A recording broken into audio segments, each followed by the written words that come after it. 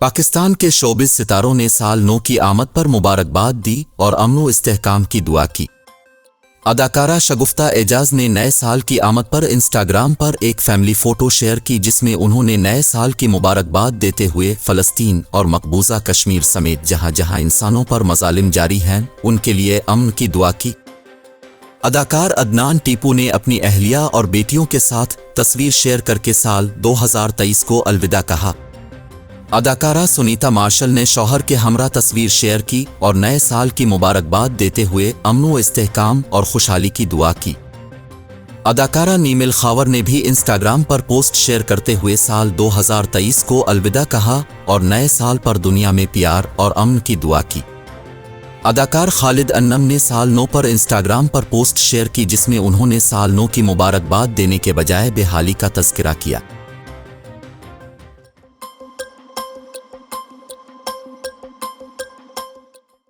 Session court ने PTI कारकुन सनम जावेद के जिस्मानी रिमांड में तौसी कर दी।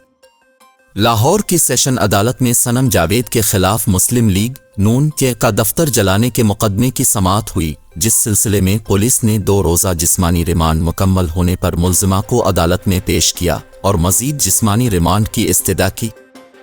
थाना मॉडल टाउन पुलिस ने अदालत से कहा कि सनम जावेद से मज़ीद तफ्तीश दरकार है, लिहाजा मुल्ज़िमा का मज़ीद जिस्मानी रिमांड दिया जाए। सनम जावेद के वकील ने जिस्मानी रिमांड की मुखालफत की, ताहम अदालत ने पुलिस की इस्तदा पर फैसला महफूज कर लिया, जो कुछ देर बाद सुनाते हुए सनम जावेद के जिस्मानी रिमांड में 1 रोज़ की तौसी कर दी।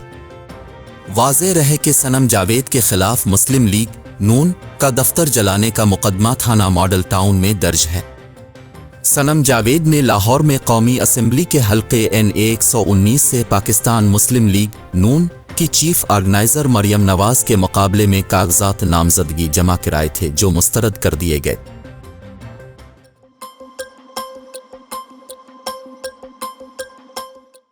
पीटीआई रहनुमा अली मोहम्मद खान ने कागजात नामजदगी मुस्तरद होने के खिलाफ अपील दायर कर दी।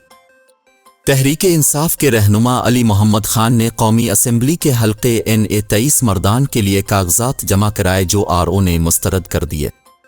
अली मोहम्मद खान समेत तहरीक इंसाफ के 8 उम्मीदवारों ने कागजात मुस्तरद किए जाने के खिलाफ अपीलें दायर कीं। N 21 मर्दान से PTI के उम्मीदवार मुजाहिद खान, PK 57 से ज़ाहिर शाह तोरू, PK 58 से अब्दुस्सलाम ने अपील दायर की है। इसके अलावा PK 60 से उम्मीदवार इफ्तिखार मशवानी, PK 56 से अमीर फरजंद खान, NA 35 कोहाट से उफ्ताब आलम और NA 31 हंगू से यूसुफ खान ने अपील दायर की। इलेक्शन ट्रिब्यूनल के जज जस्टिस शकील अहमद अपीलों पर समाअत करेंगे।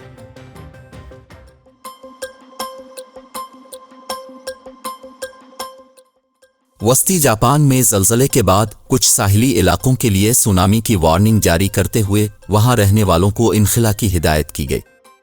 जापानी मीडिया के मुताबिक सी ऑफ जापान में ज़लज़ले के झटके रिकॉर्ड किए गए, जिनमें से एक झटके की शिद्दत 7.6 रिकॉर्ड की गई।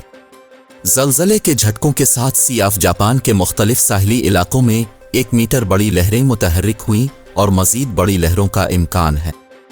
ज़लज़ले से मुतासरा खित्ते में हज़ारों घर बिजली से महरूम हो गए, जबकि परवाज़ों और ट्रेन सर्विसेज मुतासिर हुईं, ताहम अभी किसी जानी नुकसान की रिपोर्ट सामने नहीं आई। जापानी महकमा मौसमियात की जानिब से इशिकावा, नियगाटा और टोयामा नामी साहिली इलाकों के लिए सुनामी वार्निंग जारी की गई। इस सुनामी वार्निंग में कहा गया कि 3 मीटर बड़ी लहरें मुतासरा हिस्सों से टकरा सकती हैं। रूस की जानिब से भी व्लादिवोस्टॉक और नाकोटका शहरों के लिए सुनामी वार्निंग जारी की गई है। जापानी मीडिया के मुताबिक हुक्काम की जानिब से मुतासरा इलाकों में होने वाले नुकसानात का तखमीना लगाया जा रहा है, जबकि शहरियों को कहा गया है कि वो ज़लज़ले के मज़ीद झटकों के लिए तैयार रहें। जापानी वज़ीर आज़म फूमियो किशिदा ने एक बयान में कहा कि लोगों को ज़लज़ले के आफ्टर शॉक्स के लिए तैयार रहना चाहिए और हम सुनामी के ख़तरे से 2-4 इलाकों में रहने वालों को हिदायत देते हैं कि वो जल्द अज जल्द वहां से निकल जाएं। ज़लज़ले के झटके दारुल हुकूमत टोक्यो में भी महसूस किए गए, जो बिल्कुल मुखालिफ समत पर मौजूद है। दूसरी जानिब जापान के जोहरी प्लांट का इंतज़ाम संभालने वाले इदारे ने कहा है कि सी ऑफ जापान के साथ मौजूद जोहरी तनसीबात को नुकसान नहीं पहुंचा। زلزلے کے مرکز کے قریب موجود ہاکریکوز جوہری پاور پلانٹ کے 2 ری ایکٹرز کو زلزلے سے قبل ہی معمول کے معائنے کے لیے بند کیا گیا تھا اور ان پر زلزلے سے اثرات مرتب نہیں ہوئے۔ یاد رہے کہ اس سے قبل جاپان میں 2011 میں زلزلے اور سونامی سے 20,000 کے قریب افراد ہلاک ہوئے تھے، جبکہ فوکوشیما جوہری پلانٹ کو نقصان پہنچا تھا۔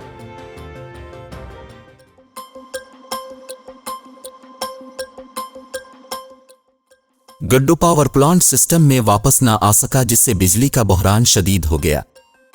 NTDC ذرائع کے مطابق لیسکو سمیت تمام ڈسکوز میں غیر اعلانیہ لوڈ شیڈنگ گھنٹوں تک پھیل گئی ہے اور لیسکو ریجن میں ہر 1 گھنٹے بعد بجلی کی غیر اعلانیہ بندش جاری ہے۔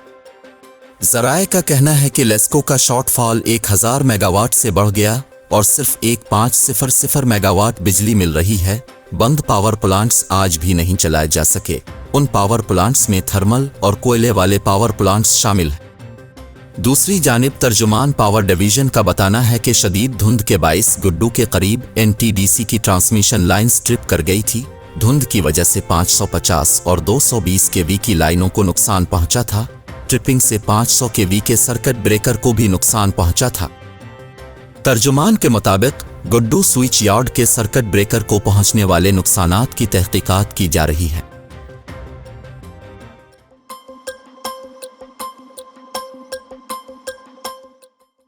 Oil and gas regulatory authority OGRA نے مائع پیٹرولیم گیس LPG کا گھریلو سلنڈر 18 روپے 52 پیسے مہنگا کر دیا۔ اوگرا نوٹیفیکیشن کے مطابق LPG کی فی کلو قیمت میں 1 روپے 57 پیسے فی کلو اضافہ کیا گیا۔ LPG کا 11.8 کلو کا گھریلو سلنڈر 18 روپے 52 پیسے مزید مہنگا ہو گیا اور نئی قیمت 3025 روپے 87 پیسے مقرر کی گئی ہے۔ LPG کی فی کلو نئی قیمت اضافے کے بعد 256 روپے 42 پیسے ہو گئی ہے، جبکہ اضافہ فوری طور پر نافذ العمل ہو گیا۔ خیال رہے کہ دسمبر میں LPG 11.8 کلو گرام کے گھریلو سلنڈر کی قیمت 3007 روپے 52 پیسے تھی۔